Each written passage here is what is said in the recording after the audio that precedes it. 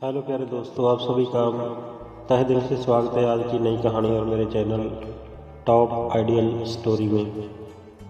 आज मैं फिर से हाजिर हूँ आप सब के लिए एक दिलचस्प कहानी लेकर। कहानी सुनने से पहले कृपया मेरे चैनल को सब्सक्राइब जरूर कर लें ताकि मेरा हौसला बढ़ सके।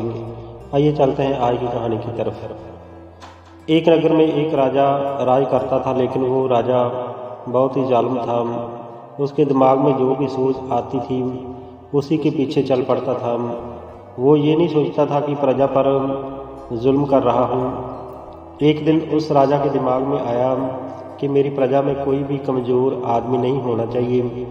तो उसने ये फैसला किया कि सारे राज के जितने भी बूढ़े लोग हैं उन्हें अपने राज से निकाल दूंगा।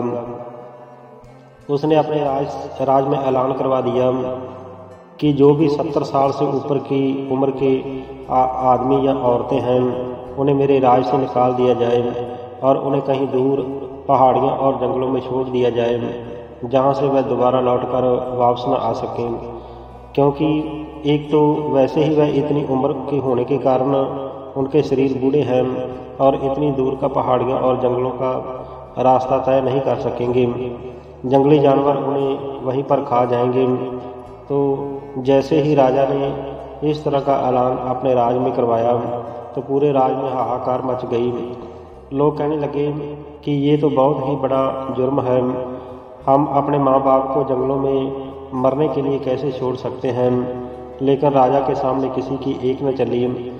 उसने पक्का ही कानून बना दिया कि अगर 70 साल से ऊपर किसी के घर में कोई बुजुर्ग पाया गया तो उसके साथ साथ पूरे परिवार को भी सजा दी जाएगी। जिस घर में भी राजा को कोई जानकारी मिलती कि किसी के घर में बुजुर्ग है तो उसके सिपाही आकर उस बुजुर्ग को जबरदस्ती ले जाते और उन पहाड़ियों और जंगलों में छोड़ आते।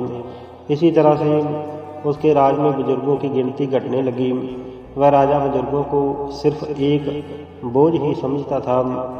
इसी तरह से समय गुजरता गया और लोग अपने बुजुर्गों को राजा के डर से उन जंगलों में छोड़ आते हैं।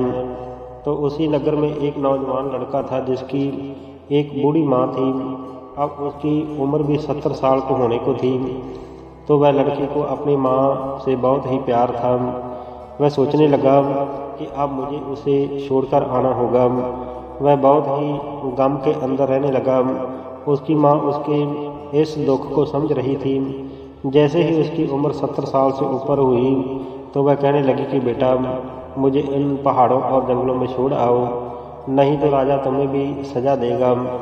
लेकिन वह लड़का कहने लगा कि नहीं माँ, मैं आपके बिना नहीं रह सकता हूँ, मैं आपको वहाँ छोड़कर नहीं आऊँगा।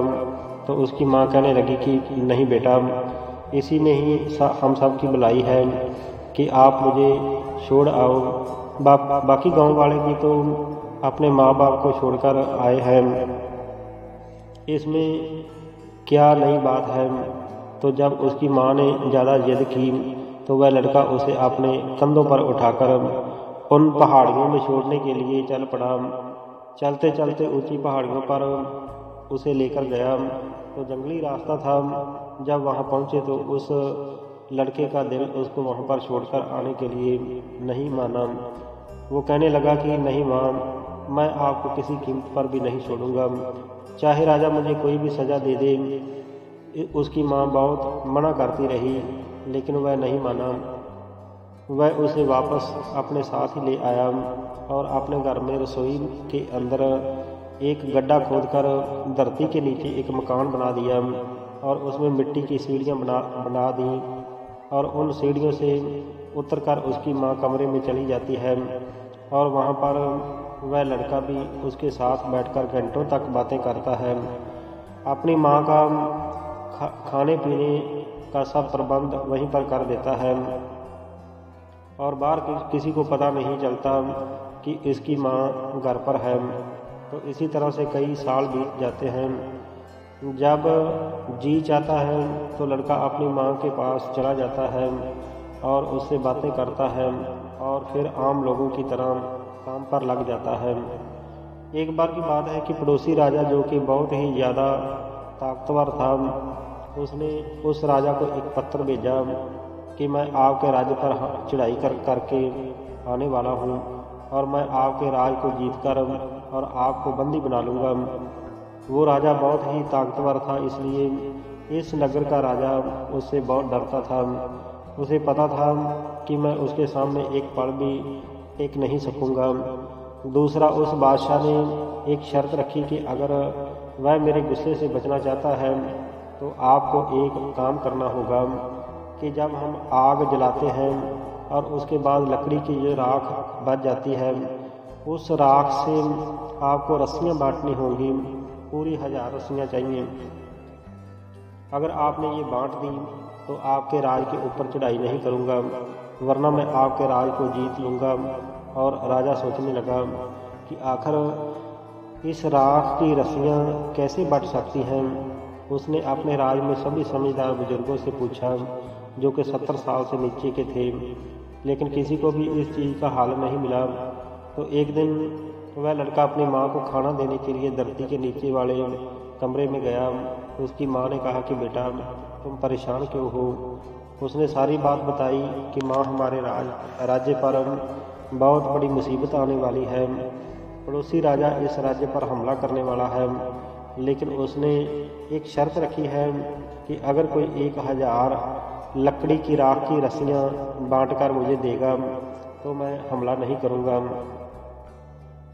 उसकी माँ कहने लगी कि ये कौन सी बड़ी बात है, इसकी रस्सियाँ बांटी जा सकती हैं। लड़का कहने लगा कि मैं कुछ समझा नहीं कि राख की रस्सियाँ कैसे बांटी जा सकती हैं। राख तो फौरन ही पानी में घुल जाती है और धरती पर भी बिखर जाती है। उसकी माँ कहने लगी कि मैं आपको तरीका बताती हूँ। ऐसा करो कि तुम ये रस्सियाँ लेकर कुछ पानी में नमक घोलकर उसमें उन रस्सियों को भिगोकर रख देना और 24 घंटे के बाद उनको निकालकर पूरी तरह से सुखा लेना। फिर उन रस्सियों को जला देना। वह पूरी तरह से नहीं जलेंगी, उनका रंग काला पड़ जाएगा। ऐसे प्रतीत होगा जैसे कि वह राख से बनी हुई है।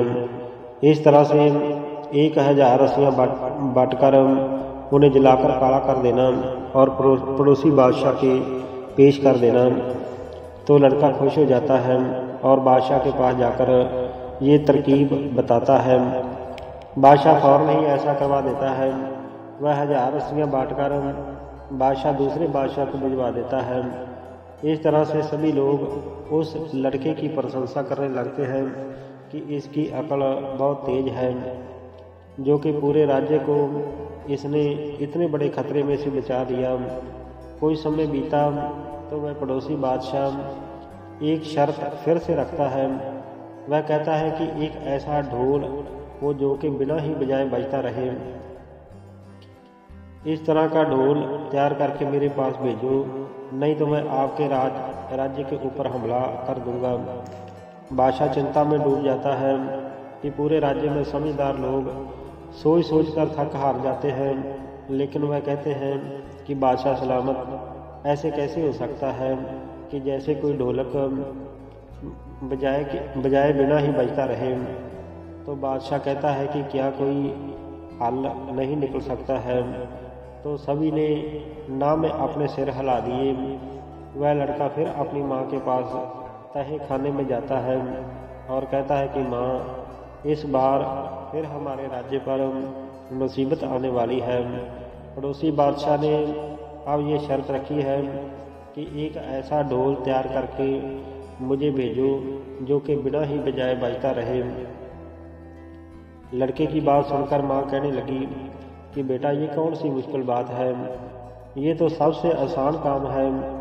जब ढोल को तैयार किया जाए तो उसके अंदर 1 या 2 मधुमक्खियाँ छोड़ दी जाएं और ऊपर दोनों साइड में चमड़े के तबक लगा दिए जाएं। जैसे ही मधुमक्खियाँ ढोल से बाहर निकलने की कोशिश करेंगी तो बार बार ढोल के तबक से टकराएंगी, तो वह ढोल अपने आप ही बजता रहेगा।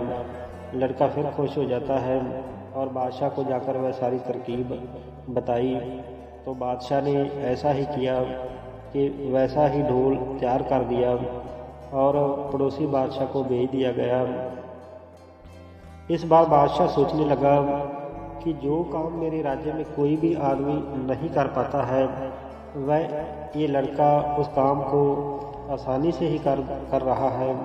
इसके पीछे कोई राज जरूर है। तो बादशाह ने उस लड़के को अपने दरबार में बुलाया और पूछा कि नौजवान, तुम सच बताओ कि ये जो तुम तरकीबें मुझे बताते हो, तो ये तुम खुद बताते हो कि यहाँ तुम किसी से पूछकर आते हो? तो वह लड़का कहने लगा कि बादशाह सलामत, जान की माफ़ी चाहता हूँ, लेकिन मैं एक बहुत बड़ा गुनाह पिछले कई बरसों से कर रहा हूँ। बादशाह ने कहा कि कौन सा गुनाह कर रहे हो? तो वो लड़का कहने लगा कि बादशाह सलामत, मैं आपका हुक्म है कि 70 साल से ऊपर जो भी बुजुर्ग हैं उन्हें पहाड़ों और जंगलों में छोड़ दिया जाए, तो हमारे राज में नहीं रहने चाहिए। लेकिन मैं पिछले कई वर्षों से ही अपनी माँ को अपने साथ में रख रहा हूँ, जबकि उसे 70 साल के हुए कई वर्ष बीत चुके हैं और मैंने ज़मीन के अंदर एक तय खाने में एक कमरा तैयार किया है और उस कमरे में अपनी माँ को रखकर खाना पीना सब कुछ दे रहा हूँ और मैं उसी के साथ ही रह रहा हूँ। तो ये सारी तरकीबें मुझे मेरी माँ से मिली हैं, जिससे कि ये जो पड़ोसी बादशाह के सवाल हैं मैंने हल किए हैं। बादशाह उस लड़के की बात सुनकर एक हैरानी की अवस्था में डूब जाता है। वह सोचने लगा कि मैं कितना गलत हूँ, मैं कितनी बड़ी गलती कर चुका हूँ कि अपने ही राज्य में बुजुर्ग लोगों को मैंने अपने देश से निकाल दिया है, जिनकी के मुझे बहुत ही ज़्यादा ज़रूरत थी, जिनकी समझ और ज़िंदगी के तजर्बे मेरे राज को और भी मजबूत बना सकते थे। मैं कितनी बड़ी गलती कर रहा हूँ। वह बादशाह लड़के से कहने लगा कि बेटा, मुझे माफ़ कर दो, मैं बहुत बड़ी गलती कर चुका हूँ। अपने राज्य का अनमोल धन मैं जंगलों और पहाड़ों में मरने के लिए छोड़ आया हूँ। पता नहीं वह भूखे और प्यासे बुजुर्ग लोग कैसे वहाँ पर ज़िंदगी और मौत की लड़ाई लड़ रहे होंगे। अगर आप अपनी माँ को छुपाकर यहाँ पर ना रखते तो मेरा राज भी दूसरे राजा के अधीन गुलाम हो जाता। आज मैं आज़ाद नहीं, गुलाम होता। मेरी आज़ादी का कारण सिर्फ ये बुजुर्ग लोग हैं। मैं अपनी गलती को मानता हूँ और आज से लेकर ऐलान करता हूँ कि आज के बाद किसी भी बुजुर्ग को मेरे राज्य से निकाला नहीं जाएगा। मैं अपने सिपाही भेजकर पहाड़ों और जंगलों से उन सभी बुजुर्गों को भी ढूंढकर यहाँ लाने की कोशिश करूँगा जो कि जंगलों में आप लोग छोड़ कर आए हो। तो लड़का खुश हो जाता है, पूरे राज के लोग खुश हो जाते हैं और उस लड़के को दवाएं देने लगे। राजा ने उस लड़के की माँ को बड़े सत्कार से उस तय खाने से निकाला और उससे माफ़ी मांगी। राजा सभी बुजुर्गों को उन पहाड़ों और जंगलों में से वापस उस राज में लेकर आया। सभी लोग राजा की बहुत ज़्यादा इज्जत करने लगे, तो वह राजा खुशी खुशी अपना राज करने लगा। तो प्यारे दोस्तों, ये थी आज की एक मोटिवेशनल कहानी। इस कहानी से हमें सीख मिलती है कि चाहे हम कितने भी समझदार क्यों ना हो जाएं, लेकिन जो बुजुर्ग लोग हैं जिनके पास ज़िंदगी के बहुत सारे तजर्बे हैं, जब तक उनका साथ हमारे साथ नहीं है तो तब तक हम ज़िंदगी में कामयाब नहीं हो सकते। उनके पास वह बात है जो कि किसी भी दौलत से नहीं मिल सकती है। इसलिए हमारे बुजुर्गों का हमारे साथ होना बहुत ज़रूरी है और सदा ही हमें उनकी कदर करनी चाहिए। अगर ये कहानी आप सबको पसंद आई हो तो कृपया मेरे चैनल टॉप आइडियल स्टोरी को सब्सक्राइब ज़रूर कर देना। आप सभी का बहुत बहुत धन्यवाद। हमेशा अच्छा करो, अच्छा सोचो और खुश रहो। वंदे मातरम। जय भारत।